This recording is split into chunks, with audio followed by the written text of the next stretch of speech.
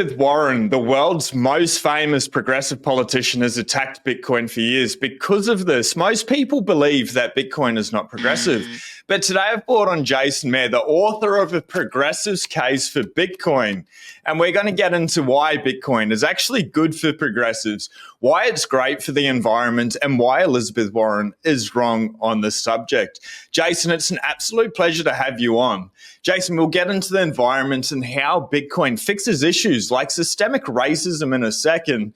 First, why does Bitcoin matter now? By and large, most of the people that I interact with that are not Bitcoiners, normies, just think of Bitcoin as probably some sort of very technical thing that they don't really need to understand. A lot of the conversations I've had with people, it seems like they think about Bitcoin the way they think about TikTok, right? Like, oh, I'm too old for that. I don't need to know it. Doesn't influence my life. And by the time I learn it anyway, it will be over and it's just a fad. And of course, my viewpoint is that it's completely different. Bitcoin is going to affect everybody on this planet in one way or the other. And that, either you learn about Bitcoin when you have the opportunity to, or you don't, and you're playing catch up. So I think that that's true for everybody. And my fear and the motivation behind writing the book was simply to say that there doesn't seem to be a lot of educational resources out there for people who want to learn about Bitcoin, who might be turned off by some of the rhetoric and some of the viewpoints that are already out there that aren't directly connected to Bitcoin. I think there's a lot of social layer on top of Bitcoin that isn't about Bitcoin itself, right? So, hopefully just, provide an opportunity for people to go from 0 to 1, understand that there's a lot of benefits to Bitcoin, and it can play a role in somebody's vision of the future if they're a progressive, left-leaning, liberal person, and that you shouldn't shy away from it just because you might hear some of these other voices in the space. One of the things you said there is going from 0 to 1. We're going to dive into that.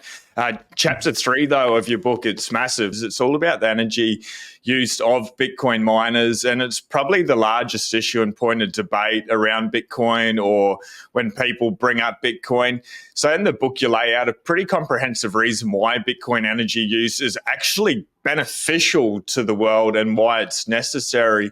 Firstly, Bitcoin uses copious amounts of energy. There's no denying that. Greenpeace comes out with FUD campaigns, which means fear, uncertainty, and doubt, trying to just discredit the use of energy in Bitcoin mining.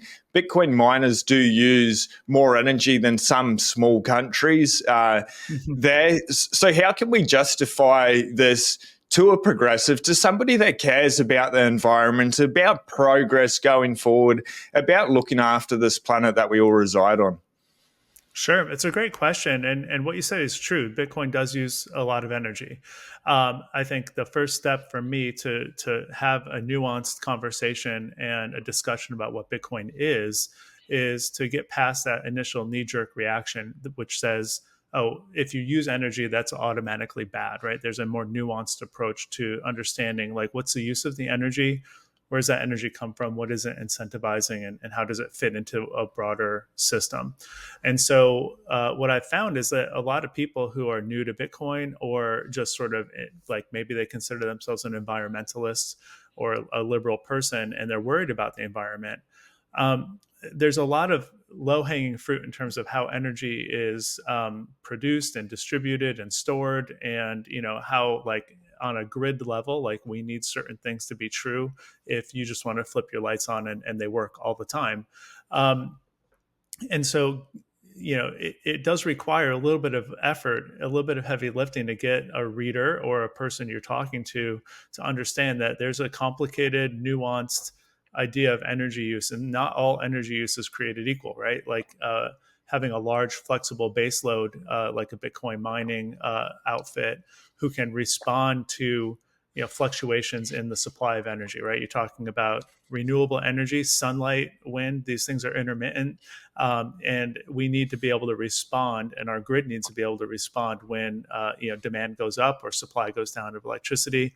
You don't just get to like hold on to it and use it later when you need it. And Bitcoin provides sort of the best option, and I talk about it in the book, like why is it the best option to provide some of those services for grid operators and to incentivize the build out of renewable energy. And like I said, it's just a more nuanced approach to like, okay, use energy equals bad is where a lot of people are right now. And I think it requires a little more nuanced understanding of how electricity works. How do we power our lives? And, if you want to see more things like wind, solar, hydro, even nuclear, like it's important to understand like what are the trade-offs for each one of those things and how can we incentivize those build outs. And Bitcoin provides an answer. And it's no mistake that this chapter is, pretty early in the book, and it's the longest chapter and it's the most important chapter because this is where people are hung up most often, is sort of the energy use and the impact on the environment of Bitcoin and Bitcoin mining. One quick question. What's harder, talking to people about Bitcoin or teaching high school students about math? Yeah, I think both of them are hard if your audience is disinterested. And both of them are really easy and rewarding if you're talking to somebody who is engaged and wants to learn. But a couple of things you said and a couple of quotes I've pulled out of the book is the money in your bank account isn't yours. Bitcoin is freedom money. Most Americans who only understand the bare outlines of Bitcoin approach it as an investment. For them, Bitcoin serves as an alternative to stocks or bonds that will provide them yield for their savings. These people, they see Bitcoin as a vehicle to some point in the future. This outlook betrays a tremendous privilege for people who live with a financial infrastructure that works in a government that mostly respects the rule and law of free speech. But for most of the rest of the world, Bitcoin isn't an investment, it's the real money. And I want to highlight that Bitcoin is the real money. Bitcoin represents a way to transact privately and to secure the fruits of one's labor without having to worry about the government seizing it directly or debasement through uncontrollable inflation. So, Jason, a lot to unpack there. What do you mean Bitcoin is the real money, and why is it important for some people, and how can it fix issues that are baked into the system by design?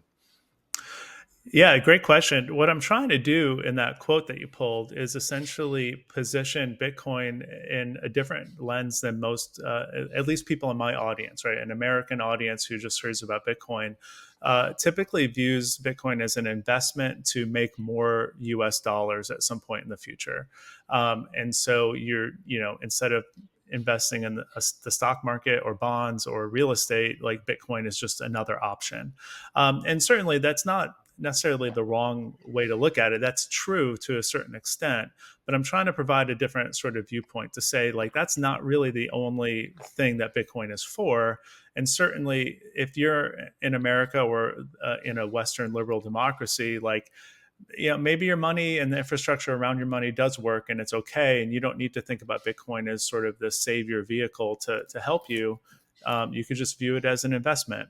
But there's a lot of people around the world who live in autocratic regimes and don't have property rights or robust rule of law, and their money gets seized or confiscated or monitored in very sort of undemocratic ways. And Bitcoin provides sort of a release valve for that. And so the best way I can put it is that the US dollar is a pretty good currency and a pretty good form of money, but it's certainly not as good as Bitcoin is. And most other currencies, pretty much all other currencies on the face of the earth, are worse than the dollar. So Bitcoin represents an improvement over all of that, based on, if you go back to sort of the definitions of what makes something a good money. And there's people in the global south all over the world right now who are seeing that and using Bitcoin for that purpose. And Americans are still thinking, well, what's the ETF and how do I invest in it? And can I get it in my retirement account? And again, that's not necessarily completely wrong way to look at it, but I don't view it that way. I don't view Bitcoin as a vehicle to get more dollars in the future. I view Bitcoin as the next money, and that's how I'm going to use it, and that's how I'm going to, quote, invest in it, as making sure that me and the people that I care about and the people who are willing to listen to me end up with more Bitcoin tomorrow than they have today, and that they're ready when that transition happens to a better form of money, not just to get more US dollars later in their life. Before we dive into that rabbit hole, who's Jason Maier? I understand you're a high school teacher, and why'd you go from that to writing a book on Bitcoin? Yeah, like you said, I'm a high school math teacher. I've been teaching, math at the college and high school level for the last 20 years. It's been my passion. I've wanted to be a teacher since I was a little kid. I really enjoy explaining things that are complicated and tricky for people that don't feel like they can learn it, and then they do, and that's a really good moment for me. So it was really a natural segue once I got into Bitcoin. If I've spent my whole life teaching people and educating. And so once I got into Bitcoin, it was an obvious transition to say, I want to tell people about this. I want to educate them. And that moment of aha, like that, something clicks and you finally understand it. Or you get past like your trepidation because it's complicated or a new topic. That really resonated with me. And I had a lot of really great conversations with people who really started off not knowing much about Bitcoin at all. So I think that that transition from being a teacher to teaching people about Bitcoin was pretty obvious for me. I appreciate the beauty and power of Bitcoin through a mathematical lens. And so I can bring it into my classroom and I can talk to my colleagues and my family about it. And it's been a really rewarding experience. Why is Bitcoin a better form of money? What are the properties that make it far superior to the US dollar? The US dollar is the world reserve currency. For everyone watching, it hasn't been backed by gold since 1974, but it has. Everywhere in the world will accept US dollars. A dollar's a dollar, $100, $100. So why is Bitcoin, why do we think, or why do you think Bitcoin's better? What's the use case, the draw card that makes it a little bit different? So I think that, like the US dollar does satisfy a lot of the properties of what makes something good money, but it doesn't satisfy all of them. And Bitcoin, at least in an aspirational sense, does. So you're talking about things like, scarcity and durability and divisibility and, all of the different properties. And you sort of do the checklist of what makes something a good money. Bitcoin more or less satisfies all of them. Like the one sort of work in progress is the acceptability, right? Which will come with adoption and sort of price stability as more adoption, as adoption grows. But for the most part, like you have perfect scarcity, verifiable scarcity, and a monetary policy that's set by algorithms. What do you mean by that, verifiable scarcity? So we know that the number of Bitcoin that will ever exist is capped at 21 million. And anybody who has the resources to run a node, which, the Bitcoin community tries to make as cheap and, feasible as possible, can look at the blockchain and understand that the transactions and the block rewards that are going out satisfy all of those rules. So you can, with a couple of $100 worth of like pretty low tech equipment, not low tech, but like cheap equipment, run your own node and verify that scarcity for yourself. You don't have such a thing for the US dollar, right? We know that more dollars are printed all the time. The government isn't necessarily even in control of like the money that comes into existence, but certainly we know that that's a key component to dollars and money losing value over time. Purchasing power goes down over time because of inflation, and we know that the opposite is true for Bitcoin. Bitcoin we know is absolutely scarce and verifiably scarce. That's one reason why the Bitcoin is better than the U.S. dollar. Bitcoin, for a lot of the other reasons, is better than all of the other currencies that exist, all of the government fiat currencies that exist. And so you end up with this sort of like, if you understand money as a technology, and it always has been, right? Money, like monetary units, like are a technological invention, then it makes sense that it can be improved upon and it can like go through different stages and different things are considered money throughout time. And Bitcoin represents sort of the next frontier of what makes something good money. And it's really the best money that we've known. Assuming that the trajectory of adoption and support continues, then I think that it will continue in the future too. Cool. I guess one of the things that you said before, Jason, is in America, same with Australia, we treat Bitcoin like an investment. But there are other places in the world, say Africa, where Bitcoin adoption is massive. You see the Bitcoin adoption rises wherever you end up with these hyperinflation, scenarios, or whenever there's sort of conflict and uncertainty within a region or a locality, then you see that the value and the adoption of Bitcoin goes up in those places. So, it's a long-term hedge against money debasement. I know a lot of people say it's a hedge against inflation, and then they look at the US dollar price. But certainly, what we can say is that Bitcoin is a hedge against the debasement of the money supply, because it's just a completely different situation. We've never had this before. Like, all of these government-based currencies are there's more and more units in supply and in circulation all the time, and Bitcoin is limited in that specific way. And so if adoption goes up and if the demand for Bitcoin goes up, there's nothing that the supply of Bitcoin can do to compensate, right? Like, it breaks all of the textbook economic models, because demand usually goes, if demand goes up, supply goes up, and this is not the case here, right? Supply is fixed, and if demand goes up, then the purchase power of Bitcoin will also go up. Having that sound money, how's that fix things like systemic racism or being underbanked or not being banked at all? How's Bitcoin a solution to this problem? It's a great question, and I think that a lot of the I'll just say a lot of people in my target audience who are like, okay, well, I'm open to learning about Bitcoin, and I'm also left of center, see lots of problems in the world, right? They look around and they say, okay, well, things aren't going the way they're supposed to. And they've never really looked at those problems through a Bitcoin lens. And so what I'm trying to do is offer that specific lens to them. And what we have right now is a system, an economic system that's created for the wealthy and by the wealthy, and it's certainly not fair to most people. In particular, you have a lot of people who can't afford to buy a house because there's a monetary premium put on housing right now.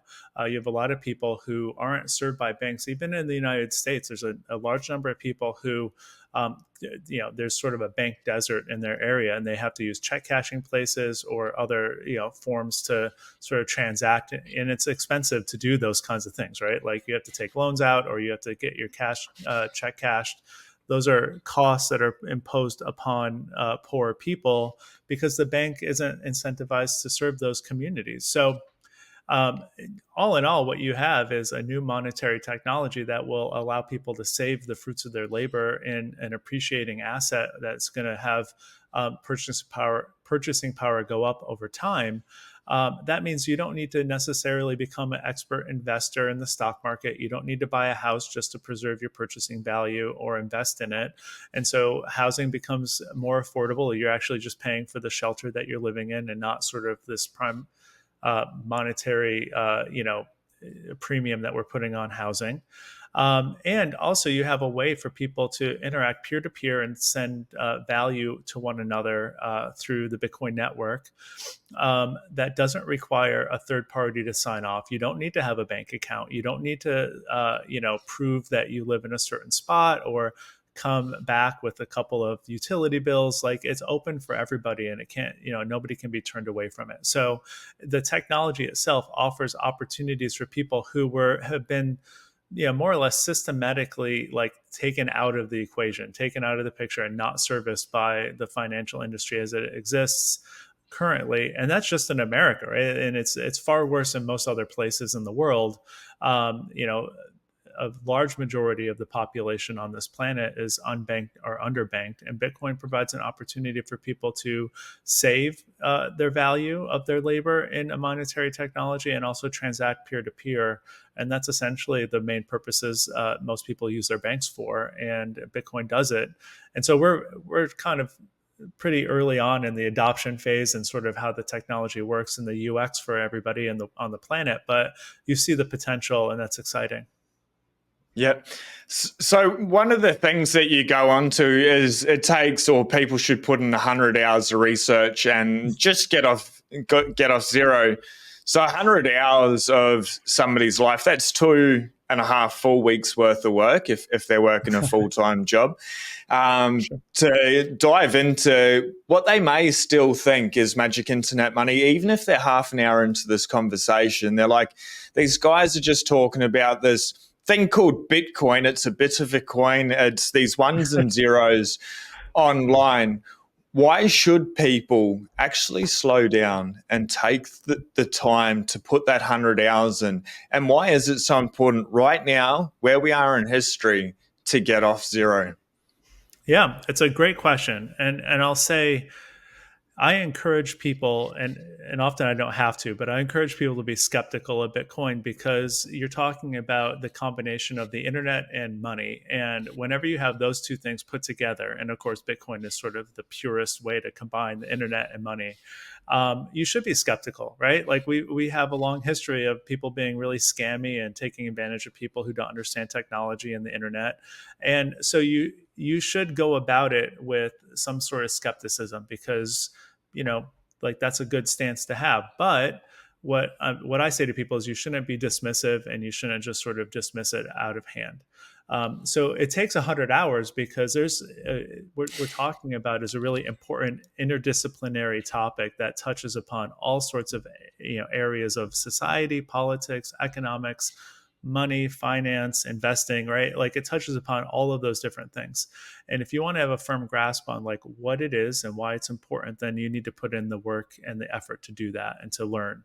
And so, I think it's important now because we can look around and we can see that, things aren't going well. Like, we have wealth inequality that's spiraling out of control. We see conflict all over the world. We see people having trouble getting their own money out of their own bank accounts, in other far away places, but like that could happen here. And it's not like, we don't see our central bank, at least in the United States, a central bank who's coming up with new creative ways to like keep the whole thing working. And, they're doing stuff now with quantitative easing and sort of whatever the new thing is that they've come up with, they never would have dreamed of doing, a decade ago, right? Or 2 decades ago. So we end up, you can see that the sort of the house of cards is toppling a little bit. We can see this inequality happening. People are dealing with inflation all over the world right now. And it's a really good time to start learning about what the lifeboat is, because, if things start collapsing, they might collapse really quickly. Hard times are, it seems like hard times are close, and that's not a promise, but if it is, then you want to be prepared. And I think learning about Bitcoin is one of the best ways to do that. And right now there's a lot of awesome ways to do that, right? Like, you can listen to podcasts like this one, you can read books, you can listen to books, you can sort of watch educational videos that are put together strictly for the purpose of teaching you how Bitcoin works. So there's no shortage of resources out there. And if my book isn't the thing that speaks to you, that's fine. Like, there's plenty of others also. So there's no real excuse, except for, again, if you think it's just something that's going to go away, then, you feel like I don't need to learn about it. But certainly, I don't think that's the case. And I'm encouraging all the people that I care about to learn as much as they can about Bitcoin. Yeah, no, I totally agree with that point. You've got your website as well, which is www.bitcoinprogressive.com. I've linked that below, as well as your Twitter. That's a good resource if someone would like further information, as well as Bitcoin Magazine. That's what I say to people so much. I don't care whether they listen to my conversation or not. Of course, I prefer it. But they just need to listen to somebody, find the person that they resonate with. If it's someone on the far left, the far right, someone straight down the middle, somebody that's not politically aligned at all, it really doesn't matter, because I believe by design, when we go to school, and maybe you can touch on this as a teacher, we're not taught about money. Nobody explains what money is, what hard money is. And everybody thinks we're dealing in money, but we've only got a currency that's used as a medium of exchange. And I think that's by design, because the system is failing. 2008, it sort of started, and that's when Bitcoin was designed. And they've done a really, really good job, a fantastic job of pushing this can down the road. They've held it together with 100-mile-an-hour tape. It's been fantastic. We feel sometimes, or people may yell out, the sky is falling, because we can see that this is just held together with hopes and prayers. there's the saying, slowly, then suddenly, and you pretty much just paraphrased that as well. How's Bitcoin potentially the life raft in this situation? And what is this house of cards that could potentially fold? Like, what is the collapse of the financial system? What's, I guess, that mean to you? Because that's a huge topic. Yeah, and I'll just preface it by saying, like, my hope is to get as many people into Bitcoin as I can before this happens, and it would be very devastating if the financial system, if we went into some sort of depression or we had some really painful reset. And I wouldn't wish that on anybody. And I'm certainly, when you hear Bitcoiners talk about like the calamity that is like the financial system and how close it is to like the edge of collapse, like people aren't rooting for that. Like at least I hope not, right? Like, because that means pain and suffering for a lot of people. But what we do know is that Bitcoin offers an alternative. So what you have is an economic system that is based on inflation and needs to grow and needs to show profits and is short-term thinking, because you have a lot of powerful companies and corporations that think about sort of their goals and motives on sort of quarter by quarter basis and showing profits. And you have a government that's incentivized to keep the economy growing and positive so that we can have nice news reports and a good job report. And like, okay, we have a nice, growing, strong economy. Well, that's because we have inflation in the system, and we need inflation because the private and the public debt is so large that servicing that debt is ridiculous without inflation. So they have this money printer going that's creating more money in the system that's causing this inflation that we all need. Otherwise, it's going to collapse. And like it is too painful for them to take their foot off of the accelerator, because we see a dip in the economy, we see the stock market go down, we see all sorts of pain and unemployment go up. So they're going to be incentivized. The people I'm talking about, the central banks and sort of the government agencies in charge of these policies, are incentivized to keep the pedal down, go faster, go bigger, keep growing. We know, first of all, that's not good. First of all, it doesn't make sense, right? It kind of conflicts with our natural order of like what should be. It's not good for our environment because we live on a finite planet with finite resources, and we can't just grow forever, like unchecked. It's also fake growing because like we're growing in nominal terms, but in real terms, once you account for that inflation, we're not actually growing. It accounts for a lot of malinvestment. And we know that like the solution to have it keep working is more inflation. And eventually we get past the tipping point and you end up with like a hyperinflation situation. It happens all over the world. It's not just a thing of the past or something that happened to like bad countries who don't know what they're doing. Like this happens to a lot of places. And a lot of Americans right now, I don't know what it's like in Australia, but a lot of Americans are feeling like the pain of 6, 7, 8% inflation over the last year and a half, 2 years. And they're realizing, oh, I need to shop at a different grocery store. I can't go on that vacation right now. Like that's happening real time. Well, it's just going to get a lot worse if we get past that tipping point and the inflation spirals out of control. And we know that, and that harms disproportionately people who are already worse off and don't have a lot of money, and the people who do have resources and hard assets and things that they have are going to hold their value are going to be better off in that situation. So Bitcoin, in a sense, to use the word you used earlier, is a life raft for all of that. And I have no doubts that if this happens and it's painful for people, then the people in charge are going to try to blame Bitcoin for causing the trouble. But in reality, Bitcoin is just a life draft for people to help them take control of their own situation and hopefully be prosperous, and not just on an individual level, but at a community-wide, at a communal level too. Yep. I guess one of the questions, and probably a lot of people haven't thought about this, but why Bitcoin over gold? Gold's been traditionally a good store of value, especially in times like this with fiat debasement. Why would someone opt for something potentially that they still see as magic internet money over something that's been used for thousands of years to hold and store and transfer value?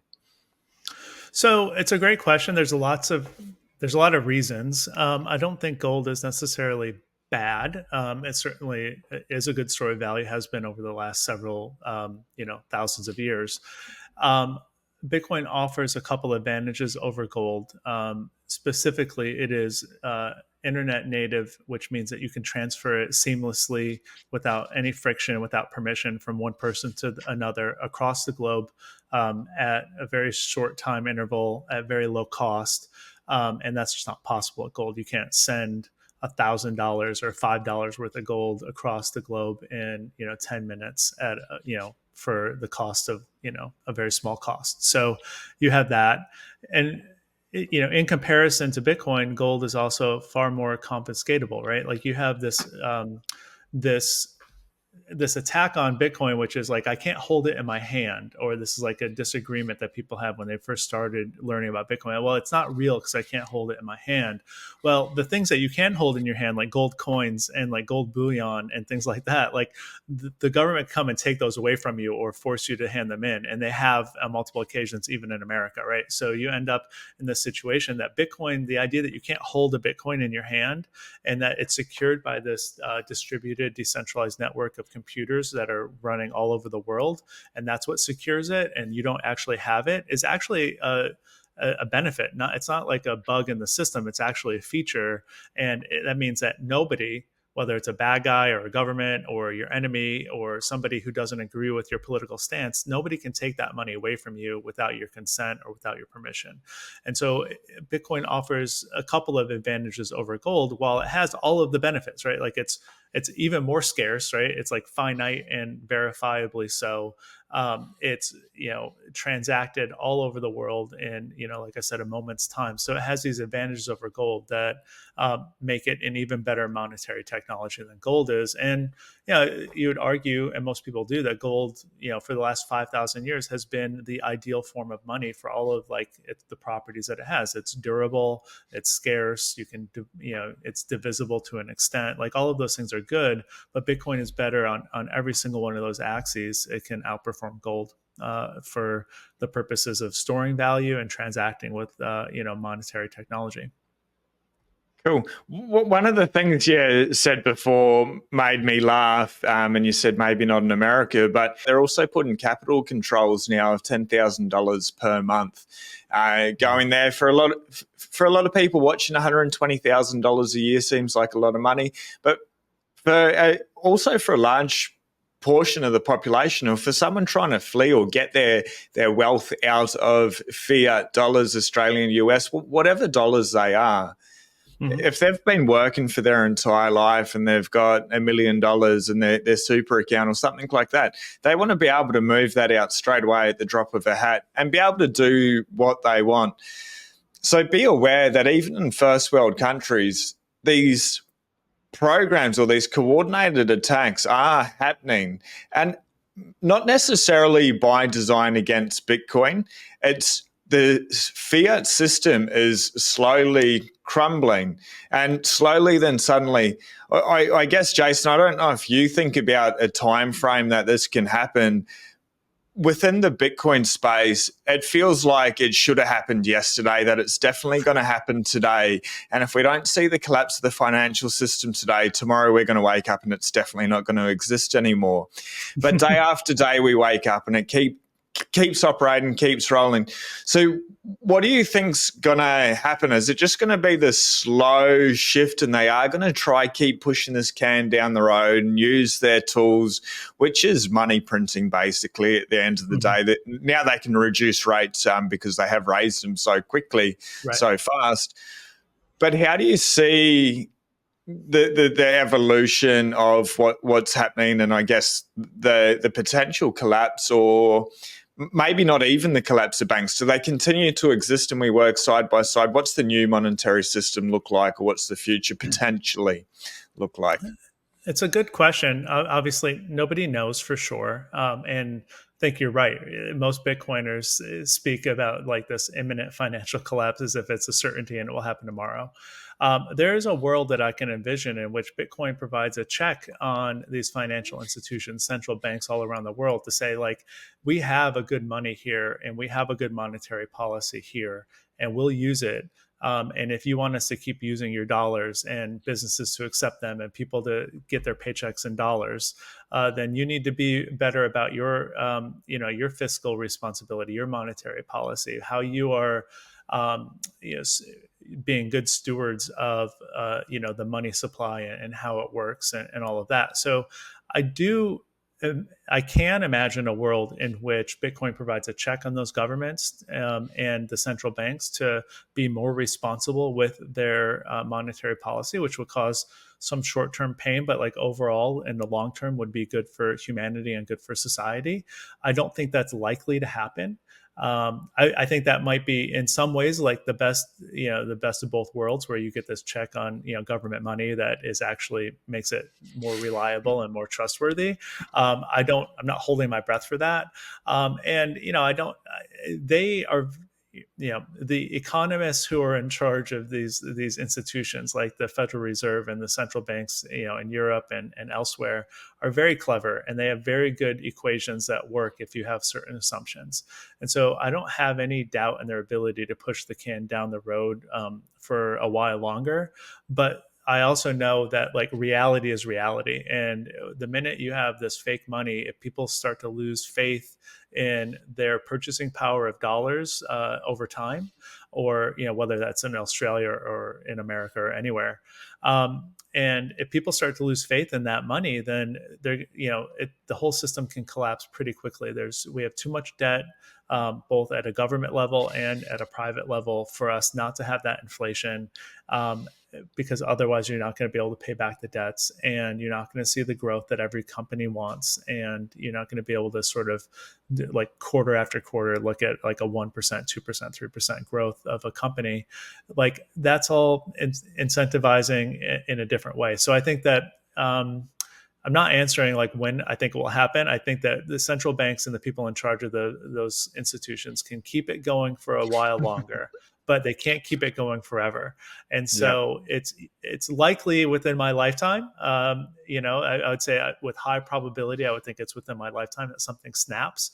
But even if it's not, I'm confident in my, sort of logical deduction that like this can't go on forever. You can't keep printing money out of thin air and having people accept it and not fight back or not push back against it. So whenever that does happen, Bitcoin is there, and it's either going to be me or my kids or their kids who's going to have Bitcoin to use as monetary technology that they need when it does happen. Cool. I guess one of the things for everyone watching is they don't need to go out and buy a whole Bitcoin, which is about $29,000 US today. Maybe it's 30,000. They can buy $5. They can buy $10 a week. None of this is financial advice. But ladies and gentlemen, if you're a progressive, read a progressive's case for Bitcoin. If you read this book and you don't enjoy it, find another book, watch another podcast. Because like Jason's saying, we don't know when, but mathematically it's a certainty. The US dollar's down, I think, 90 or 99% of its value over the last 100 years. And it's the best currency out of the world's currencies. So if you think about that, people within Bitcoin, it may not make sense straight away. Jason is talking about 100 hours of research, but more and more you're going to see this conversation. We're seeing BlackRock hop into the conversation. JP Morgan, it is going to be more and more over the news. Unfortunately, the news is going to talk about it more and more after the all-time high. So if you're watching this video and the price is under $69,000, you are early. If it's over $69,000, look what's happened between the date of this video being released and the price of Bitcoin, and what's happened with the banking sector, because obviously something has gone wrong. It's a certainty. It's just a matter of when. Jason, where can people find out more information, and what would you like people to take away from this conversation? What's a little thought that they can be left with? Yeah, thank you. So the best place to get information about me or the book is the website that you mentioned, bitcoinprogressive.com. And there you can there's links to buy the book and to see some of the other resources that I have suggested. So that's a good place to start. And I would say that the takeaway for me is to start your Bitcoin journey as soon as you can. Start learning and do so in a way that's most comfortable for you. I think that there's, like I said before, people who learn about Bitcoin before they have to, and then there's everyone else. And you definitely want to be one of the people that's learning about Bitcoin before it's a necessity. And there's plenty of resources. So my book is an attempt to give a resource to a group of people who didn't have it already, but there's plenty of resources out there for anybody to start their journey. And don't just assume that it will go away, because it's going to be your lifeboat eventually. And so start learning about it as soon as you can. Jason, this has been an absolute pleasure. Your book is absolutely incredible. I'm more than halfway through it. Unfortunately, I didn't get to read all of it, but I've loved every moment so far. A lot of notes. Great forward, Peter McCormack. And you've also done an amazing podcast with Peter talking about the video, so they can check that out. For everyone watching as well, I did a video with Rob from Riot. So jump in there if you want further information on how Bitcoin is good for the energy system. Jason, it's been such a pleasure. You can check out that video here. Have a beautiful day. Be blessed. Peace.